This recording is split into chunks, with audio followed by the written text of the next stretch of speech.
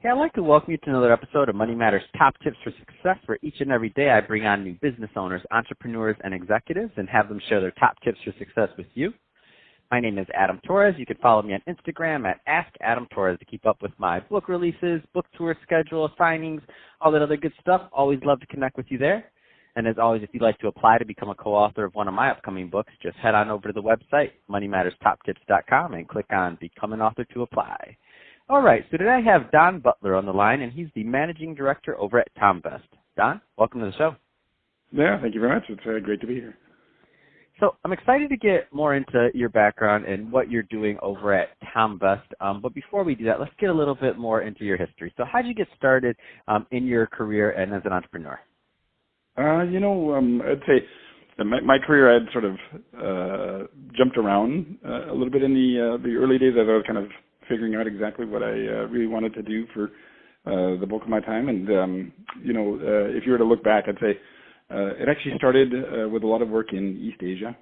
I had done business development for several startups, specifically going out to Japan and China. And so I'd spent quite a bit of time out there.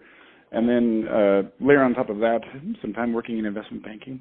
I think, kind of the combination of finance and working with startups led me to connecting with a fellow by the name of Peter Thompson, who is the founder of Thomvest. It's funny because I think a lot of people in their career, at least in my case, thought that, typically you might be working at a given company for maybe 5 or 6 years, and then you try to do something new. And for me at Thomvest, it's coming up next February on 20 years. And so it's turned into quite the career, but it's also testimony to the team that we're working with here. The fellow that I work for in particular, a guy named Peter Thompson, super solid guy, and happy to tell you more about him too. I love it. I love your story, and what I like about it is that, everybody talks about this idea of, how nowadays the new culture has to do with, a lot of people move jobs a lot, let's just say, for whatever reason. Frequently, it doesn't matter. But that being said, I also know that if you're in the right scenario, you have the right leadership, and if you're in the right type of business that matches your personality, why would you ever want to leave? It's an amazing thing if you have the right, if you're in the right situation. So that being said, I do want to ask you a slightly different question than I typically ask. So what are some of the things that some of the younger people that are out there that are just starting in their career should be looking at in terms of an employer and in their career to make them want to stay somewhere for a long time? Because I think it's a conversation we don't have often. Yeah, no, well, it's funny because when I tell people that I'm coming up on 2 decades at the same place, usually you get a mix of shock and admiration, I guess. And the thing I found, if I look at it, is it's sort of a combination of cultural fit. That's got to be very strong. And then the second thing, and I think this is sort of something that's also somewhat unique in working with startups in the venture capital business, and that is that it's a business where you can never know enough. Like when I'd worked in business development or when I'd worked in investment banking, one thing I found is that it probably took me 6 to 9 months to sort of get a handle on exactly what I was doing and kind of feel like I knew what I was doing. There's that adaptation period. And I'd say in venture, there's so many different things that you have to learn and to master that you can be working in venture for 20 years and still be learning something new every day. And that's one of the beauties of, I think, either this business or even working inside of a startup or starting a startup is that, the amount of things that you can learn and things you should try to learn is so vast that it keeps it interesting. And so I'd say for younger people earlier in their career, I would look for a combination of kind of cultural fit. Does the organization share the values, or, and specifically, are they interested in developing you as a person? And then secondly, are you going to continue to learn in the role? Because I think if you are, then you'll feel sort of, you'll be excited each morning to wake up. I remember, back in the day when I was working in investment banking, I sometimes would have anxiety on Sunday night before going back into the office because of all the things you had to do. And here, I found in venture, you're excited to go back to the office every day. Yeah, that's awesome. I love it. I love the vantage point, and I love the insight there, Don. Let's switch it up a bit. I want to get into what you're doing over at Thomvest. So first, tell me a little bit more about the company, please. So, Thomvest Ventures, you could look at us as a $500 million evergreen fund. We're, I would say, unique from most venture funds in two ways. One, all of our capital is coming from just one person. That's Peter Thompson, whose family owns the majority of Thomson Reuters. And then secondly, we're heavily focused on just a few verticals that we invest in, and those would be financial technology and real estate technology, cybersecurity and infrastructure-related technologies, and then finally sales and marketing technologies. So as the if you look at venture funds more generally, people, when they get to know our group, tend to find that we're heavily focused on the areas that we are investing in. Are there any so you have a unique vantage point, and number one, obviously as long as you've been with the company, so that you've been tracking the market in your niches for quite some time.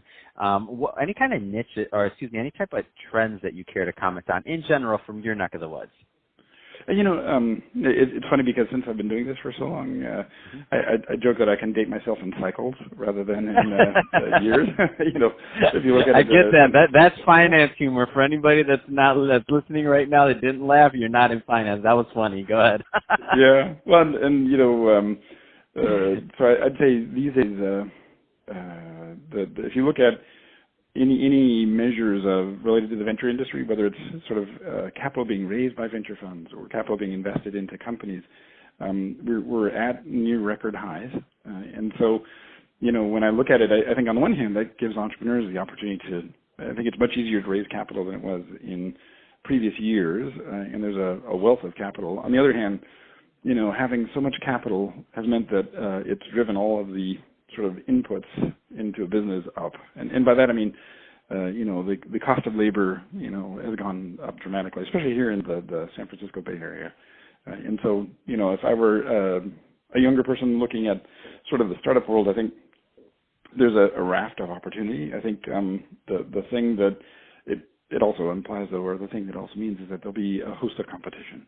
And so thinking about how you differentiate is something that I think has become much more acute than in past times when you didn't have so much money in the system.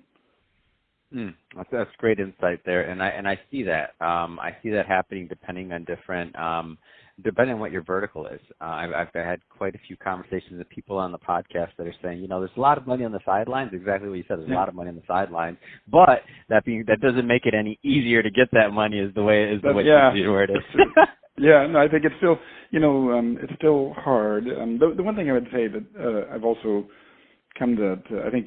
We do a lot of research here in research in our verticals, and then research on sort of what leads to success in startup companies more specifically. And the kind of interesting statistic that we have landed on several times now is the most successful companies that generate the most amount of value creation for the founders or for the employees tends to be about 1% of the companies out there. And the way you could look at it is companies that can hit $100 million in revenue and keep on growing at north of 30% compound annual growth rate. And so, one thing I'd also say for people who might be considering a startup or considering joining a startup is look for companies that can get to scale.